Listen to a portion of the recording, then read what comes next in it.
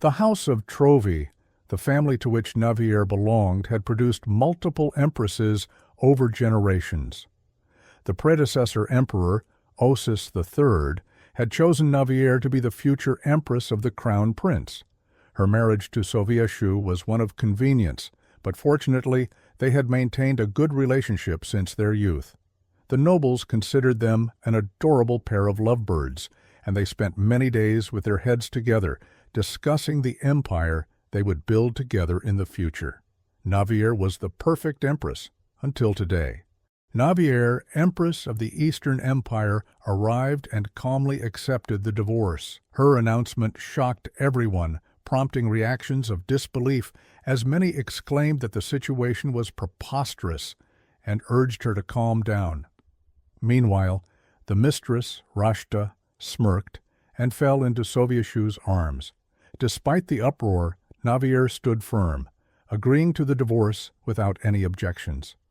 Sovieshu expressed a conflicted mix of emotions. He admitted feeling remorseful, but also relieved. The atmosphere was tense, but then Navier made another bold declaration. She requested approval for her remarriage. The room fell into stunned silence. A remarriage? With whom? A knock at the door drew everyone's attention. The door opened to reveal a man with blonde hair, Emperor Heinrich. As he walked toward Navier, the surprise was evident on everyone's faces, including Sovieshu's. With a composed demeanor, Navier announced that Emperor Heinrich was the one she wished to remarry. The scene then shifts to a flashback from a few months earlier. The palace was abuzz with tension as servants were ordered to attend to the mistress, Rashta, a task they performed with visible displeasure. The day was unusually quiet as Navier's servants dressed her. Noticing their uncharacteristic silence, Navier inquired about their mood. The servants, visibly upset, revealed their frustration.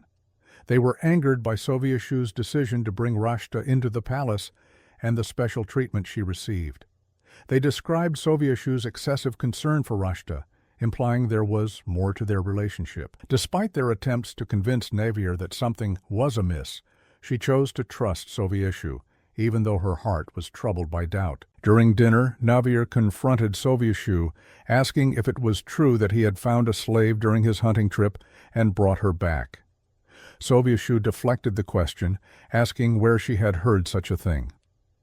Navier insisted that the source was not important, but Sovieshu, in a warning tone, told her to drop the subject, emphasizing their limited time together. Feeling dismissed, Navier remained silent for the rest of the meal.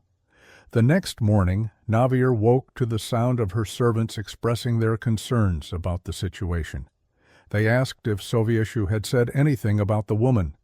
Navier, feeling the weight of their worry, explained that Sovieshu claimed the girl was accidentally caught in one of his traps and that he brought her back to ensure she was nursed back to health.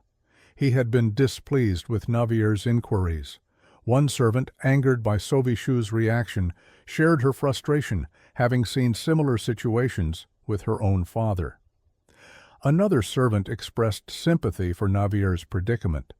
Navier recounted her mother's advice, that she mustn't be hurt if Sovieshu took a mistress, as it was a common occurrence among royals. Her mother had told her that even if Sovieshu had mistresses, they were merely that, while Navier was the empress. Despite this advice, Navier couldn't shake the hollow feeling inside her. Her servant comforted her, acknowledging that it was natural for Navier to feel this way, given her long-standing betrothal and marriage to Sovieshu. Navier pondered whether Sovieshu would feel the same emptiness if she had another man by her side. She resolved that there was no reason she would ever have to see the girl in person, and that even if the slave became Sovieshu's mistress, she wouldn't be able to frequent the places of business or social circles. Navier concluded that she must not allow herself to become more impassioned, and that each of them would live their own lives. Most importantly, she reminded herself that she alone could be the Empress of the Eastern Empire. As Navier went outside to read under a tree, she overheard conversations about Sovieshu's unusual behavior, with people gossiping about how he personally brought meals to Rashta. Curious and somewhat disheartened, Navier walked away, only to encounter Lady Rashta, who greeted her warmly.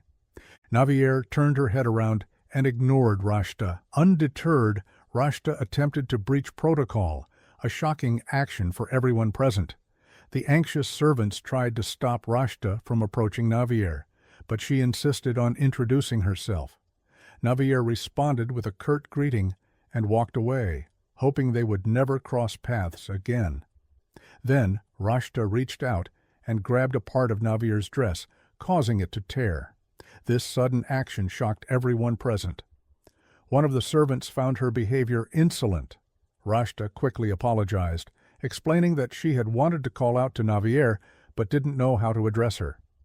Another servant sternly corrected her, reminding her that Navier was the Empress of the Eastern Empire and that her behavior was inappropriate. Rashta insisted she knew who Navier was, which surprised the Empress. Smiling, Rashta reintroduced herself. Navier, barely concealing her irritation, acknowledged her, referring to her status as a slave. Her servant, sensing Navier's displeasure, clarified that Lady Rashta was not a slave. Navier, maintaining her composure, accepted this explanation, seeing no need to argue further. Rashta explained that she wanted to introduce herself properly since they would be seeing more of each other. She was unsure how to address Navier, but Navier instructed her to call her Her Majesty the Empress. As Navier turned to leave, Rashta attempted to grab her again, but her servant intervened. At that moment, Sovieshu appeared and overheard the servant referring to Rashta in a derogatory manner. He gave Navier an unhappy gaze and rushed to Rashta, covering her with his coat as she began to cry. Rashta peeked at Navier with a triumphant look, making the Empress uncomfortable. Navier decided to walk away with her servants, but Sovieshu halted them, pointing at her servant. He ordered Navier to leave the servant behind. Navier, maintaining her dignity, refused unless he provided a good, solid reason, emphasizing that her lady-in-waiting was the esteemed daughter of a high-ranking family. Sovieshu, continuing his domineering stance, reminded Navier that her lady-in-waiting was also a citizen of his empire. He then ordered his soldiers to lock her up for 3 days. Navier protested, insisting that the punishment was excessive. Sovieshu disagreed, pointing out that Rashta was injured and under his care, yet Navier's lady-in-waiting had insulted her by calling her a filthy wench. He questioned how Navier could still consider his punishment excessive. Trembling with fear, the servant reluctantly agreed that the punishment was not excessive. Sovieshu then left with Rashta, patting her head to comfort her, leaving Navier seething with anger. 3 days later, Navier went to the tower to retrieve her servant. She had her bathed in her room and prepared her favorite desserts to comfort her. Just as they were settling, a messenger arrived, summoning Navier to see His Majesty. Though unexpected, Navier accepted the summons. When Navier met with Sovieshu, he questioned the necessity of personally escorting her servant and demanded that she dismiss her. Navier, unhappy with his tone, argued that it was unjust to throw out a servant punished for being devoted to her, especially since her actions were well within the bounds of common sense. Sovieshu pressed her again, asking if she insisted on keeping the servant by her side. Navier firmly reinforced that who she appointed as her lady-in-waiting was her prerogative. Growing tired of the argument, Sovieshu expressed his frustration, asking why Navier couldn't obediently do as he said for once. Navier's blood boiled at his words. She retorted that as the Empress, she was not someone to be at his beck and command. In response, Sovieshu cruelly remarked that this was why he couldn't help but compare her to Rashta. He then dismissed Navier, saying he was tired of arguing with her. After Navier left, Sovieshu rang the bell for water. Unsurprisingly, Rashta appeared. He was pleased to see her as his attendant and showed his affection by petting her. Rashta spotted a pumpkin pie and expressed her excitement. Sovieshu couldn't help but compare her reaction to Navier's, noting how he gave Navier expensive jewels, yet her reaction was so frigid, while it took so little to bring joy to Rashta. As he thought this, he wiped the pie from her lips. Rashta, continuing their conversation, suggested that Navier probably didn't appreciate her gifts because she had grown up without knowing a day of hardship. She implied that Navier took her gifts of precious gems for granted. Realizing she might have overstepped, Rashta quickly added that she didn't mean to speak ill of Navier, but that it was common for anyone raised with plenty to act that way. Soviet-Shu looked at Rashta with admiration and gently touched her hair. Riding on the favorable atmosphere, Rashta inquired about becoming his mistress. Soviet-Shu, however, wanted to take things slow and assured her that he had a plan in mind. On a bright, shiny morning, news arrived that His Majesty had decided to appoint Rashta as his mistress. Navier calmly acknowledged the news, though her servant was outraged, pointing out that while Navier had been busy preparing for the New Year's ceremony, Soviet-Shu had been preparing to take Rashta as his mistress. Navier had been steeling herself for this moment, but was surprised at how quickly it had come. She maintained her composure and inquired about the timing of the appointment. Her servant sighed and mentioned that, according to rumors, it would happen as soon as possible, before the New Year's ceremony. Meanwhile, in the reading room, Rashta and one of Soviet-Shu's servants were dealing with the document that would make her officially Soviet-Shu's mistress. The servant explained the process.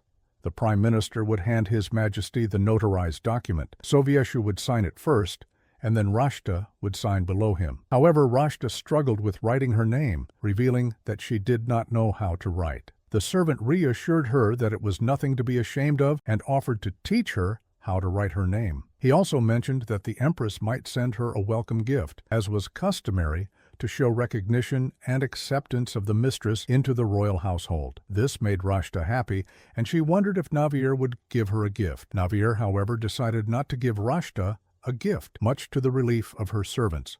She explained her reasoning. There were 3 main reasons for an empress to send a mistress a gift: if they were friends, if the mistress was a high-ranking noble, or if the mistress was of the same bloodline as the empress. Rashta did not meet any of these criteria, so Navier saw no reason to go out of her way to send her a gift. The servants then brought up a rumor about the prince from the Western Kingdom attending the New Year's ceremony. They heard that he was incredibly handsome, and that one look into his eyes could captivate any woman. However, he was also known to be stubborn and was rumored to be involved with many women, yet had fathered no children. The servants speculated about the truth of these rumors and wondered if he was really coming. Navier, shocked by their curiosity, confirmed that although she couldn't verify the rumors, the prince would indeed be attending the ceremony. Just then, a servant entered, announcing that Grand Duke Rylan Roth of Winchester had sent his regards along with a gift of the finest silks in all the Eastern Empire. Navier noted that the Grand Duke was at it again,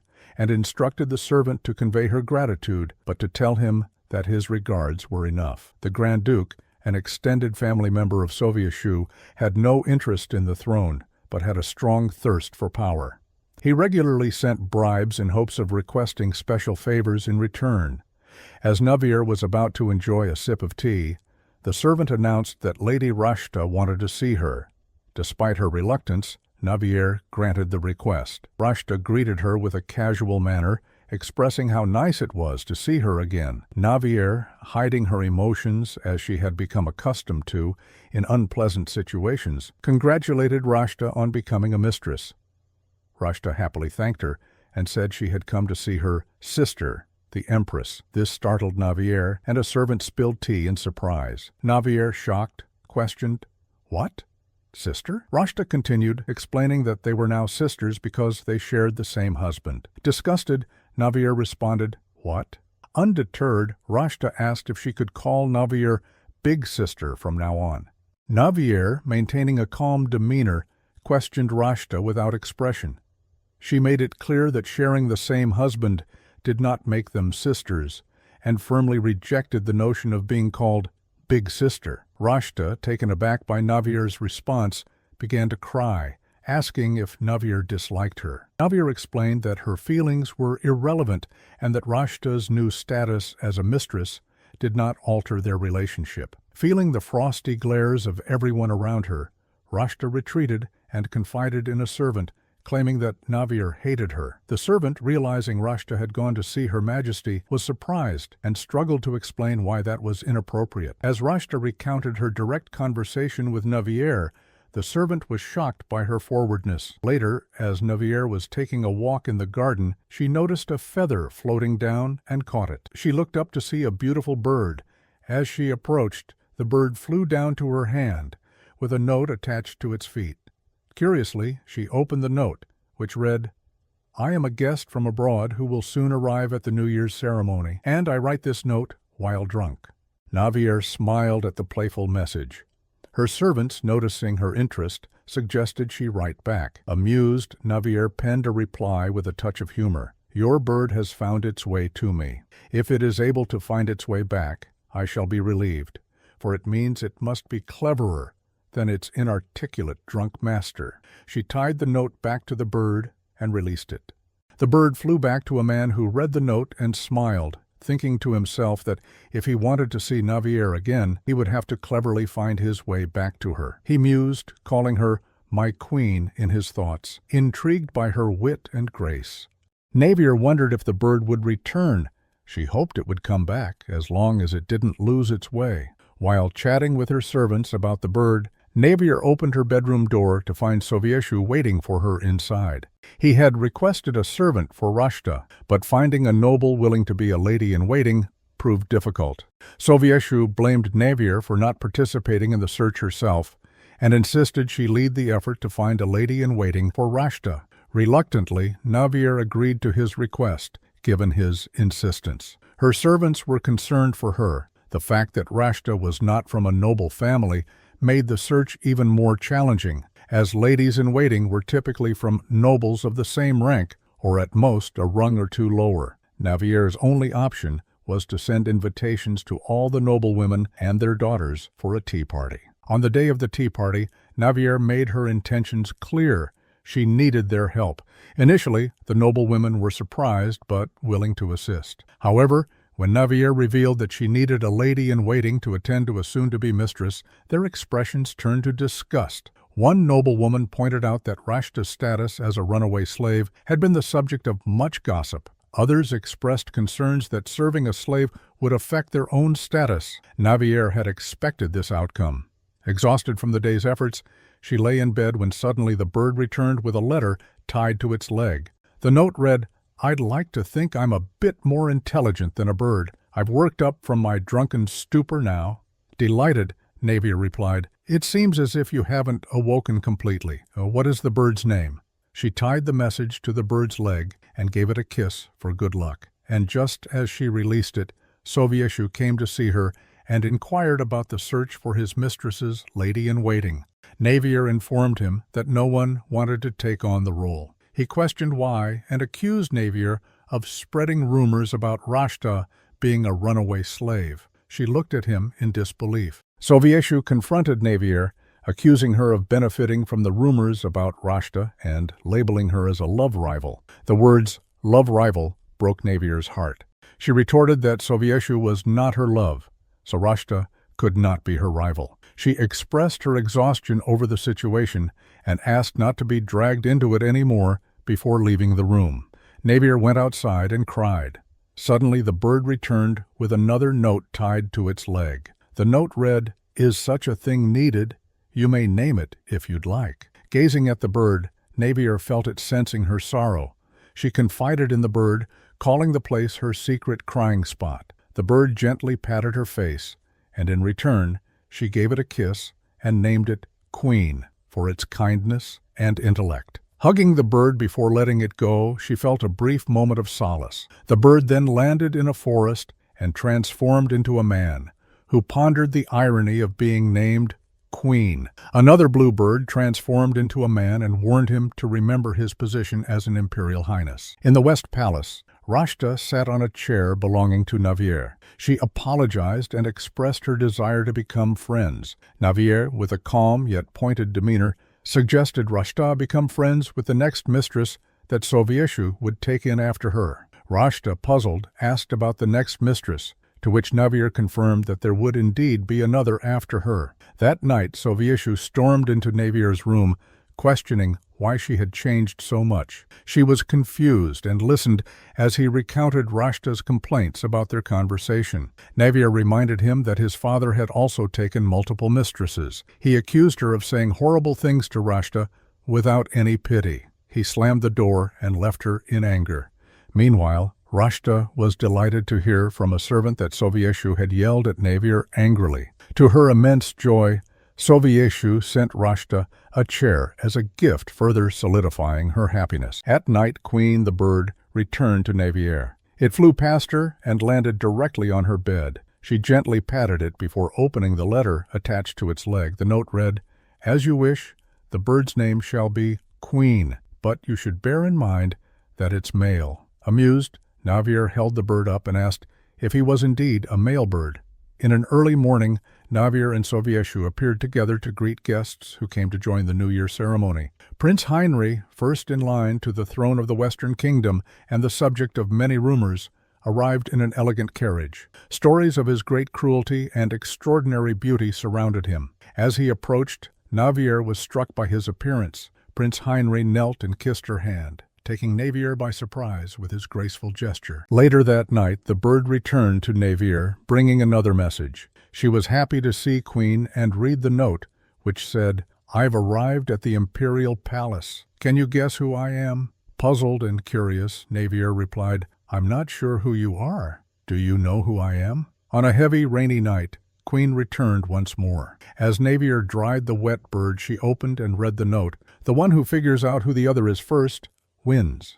Irritated that the bird's master had sent it out in such weather, Navier replied, "And what will be the prize?" The bird seemed eager to deliver the new message, but Navier insisted it stay the night with her until the rain stopped. She kept the bird on her bed and fell into a deep sleep.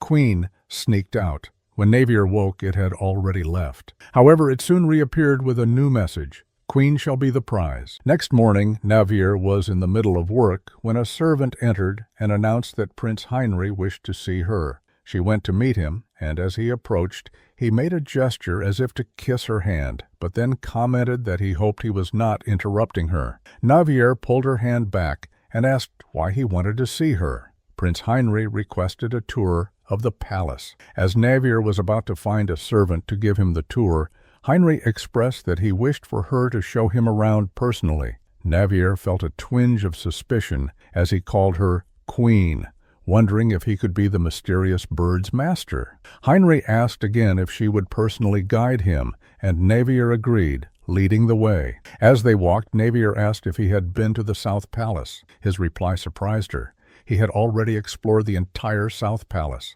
Just as she was processing this, Rashta ran up to them, asking if she could join the tour. She introduced herself to Prince Heinrich, who bowed politely. Rashta, stunned by his appearance, inquired who he was. Navier introduced him as Prince Heinrich and mentioned that she was showing him around the palace. Prince Heinrich politely declined Rashta's request to join them, but she insisted. To her surprise, Heinrich cut her off and continued the tour with Navier, leaving Rashta behind. Navier was taken aback by his quick and determined rejection of Rashta. Sensing her surprise, Heinrich teased, asking if she found him handsome, and commented on how strange it was that most people would have shown interest in him by now. As he continued to ask Navier more questions, she finally admitted that he was indeed handsome. Heinrich then revealed that he was just trying to lighten the mood. He boldly asked if Rashta was the mistress with whom the emperor was committing adultery. Navier was unprepared for such a straightforward question, but before she could respond, Heinrich remarked on how absurd it was for the emperor to stray when he had someone like Navier by his side. His candidness finally made Navier laugh. Later, as Navier was getting ready for the New Year's ceremony, she looked at all the notes and noticed Queen outside with its back turned, seemingly shy to see her changing. Navier had Queen deliver a note before the banquet, hoping to meet Queen's master. At the banquet, Navier and Sovieshu made their entrance together. As she scanned the room, she spotted Rashta, the mistress, also present at the ceremony. The sight of Rashta there fueled Navier's resolve to maintain her grace and poise, despite the ongoing turmoil in her life. Navier thought to herself that while mistresses weren't typically allowed to attend the celebration Only those who were deemed qualified could, and Rashta did not fit that criteria. Sovieshu then released Navier's hand and rushed to his mistress. Feeling a mix of emotions, Navier turned and walked away, only to be greeted by the Duchess of Tuania. As they exchanged pleasantries, the Duchess noticed Prince Heinrich, which made Navier wonder who he might have an affair with, given the rumors surrounding him. As whispers about Prince Heinrich circulated, Navier stood aside for a drink. She paused when she saw Prince Heinrich's reflection in her glass, waving at her. She quickly turned her head away, avoiding his gaze. Navier overheard people gossiping about her. A lady approached and asked if she had sent Rashta a gift, catching Navier off guard. The lady apologized, explaining that rumors had been spreading about Rashta receiving a gift from Navier. Denying the claim, Navier left the ladies laughing awkwardly. The dance music began, and Navier noticed Sovieshu and Rashta, assuming he would have the first dance with her. Feeling sidelined, Navier stood alone until Prince Heinrich approached with a rose in hand, inviting her to dance. Surprised, she hesitated, but eventually accepted his invitation. As they entered the dance floor, Navier glanced at Sovieshu. While dancing, Heinrich acknowledged the spread of silly rumors and how quickly they could take root. Navier, grateful for his understanding, mentioned the rumor about her sending Rashta gifts and thanked him, adding that she wouldn't believe the rumors about him being a Casanova either. Prince Heinrich, taken aback by her straightforwardness, laughed. They continued to joke about the rumors surrounding them until the first dance ended. Rashta then approached and asked Prince Heinrich to dance with her, leading to a switch in partners. As Navier danced with Sovieshu, memories of their childhood together flooded her mind, the times he cared for her when she was injured and the moments they shared. Sovieshu's voice snapped her back to reality as he warned her that Prince Heinrich was not a suitable lover. Shocked by his words, Navier tried to respond, but Sovieshu quickly left her side to rush back to Rashta, who was standing alone crying. She cried after Prince Heinrich declined to dance with her. Observing how Navier was being left out, the guests began to gossip. Feeling overwhelmed, she decided to leave the ceremony. As she walked through the hallway, she sensed someone following her. Turning around, she saw Prince Heinrich. Nervously, he explained that he wanted to ensure she didn't get lost in the vast palace. He then asked her if she was okay. Navier assured him that she was fine and thanked him for his company before retreating to her room. Once inside, Navier's emotions overwhelmed her. Suddenly, she heard a familiar chirping outside her window. It was Queen. She hugged the bird tightly, finding some comfort. Shortly after, a servant entered with troubling news. Viscountess Verdi had declared she could no longer serve as Navier's lady-in-waiting, despite having borrowed money from Navier recently. This sudden change puzzled Navier. On the second day of the New Year's ceremony, Rashta appeared in a stunning blue silk dress. Navier's servants were outraged, recognizing the fabric as a bribe Navier had turned down. To add to the shock, Viscountess Verdi stood beside Rashta. Princess Circe of the Southern Empire nearby expressed her disdain for the institution of the mistress, calling it a polite term for a woman with whom a husband cheats. Turning to Navier, she mentioned that Prince Heinrich seemed to be anonymously exchanging letters with someone. Navier's servants, intrigued, speculated that Prince Heinrich might be the one sending letters via Queen. Concerned about potential malicious rumors, Navier decided it was safer to remain anonymous friends with her pen pal. Meanwhile, Rashta and her servants discussed Prince Heinrich's announcement that he was searching for his secret pen pal. They speculated that Rashta might be the mysterious correspondent, which delighted her, although she denied it. Later that day, Viscountess Verdi thanked Rashta for inviting her to visit her salon. Noticing her discomfort, Rashta offered to let her return to Navier,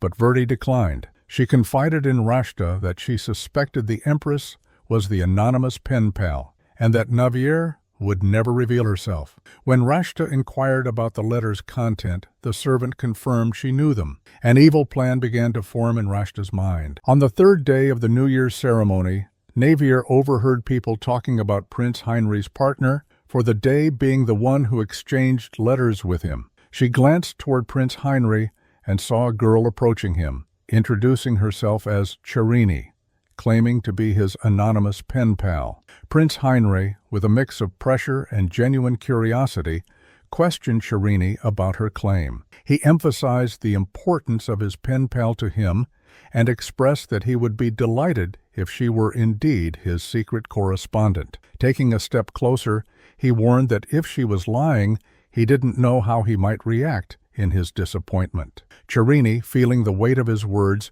remembered Rashta's assurance that she would be okay. As everyone watched, Prince Heinrich confronted Cherini, demanding to know why she had deceived him. He reminded her that he had been searching for a precious friend and questioned whether it was acceptable for a servant to deliberately fool royalty in the Eastern Empire. Cherini, tearfully, insisted she hadn't meant to deceive him. Heinrich pressed further, suggesting that her statements weren't entirely false and that she knew some of the letter's contents. He speculated that the real recipient was someone her master knew, glancing pointedly at Navier. Rashta stepped in, commenting on Heinrich's perceptiveness and initially mistaking him as flippant based on the letters. When Heinrich inquired if Lady Cherini was her lady-in-waiting, Rashta confirmed and boldly claimed to be the person he had been searching for. Heinrich surprisingly accepted this without needing proof, though it was clear he saw through her lie.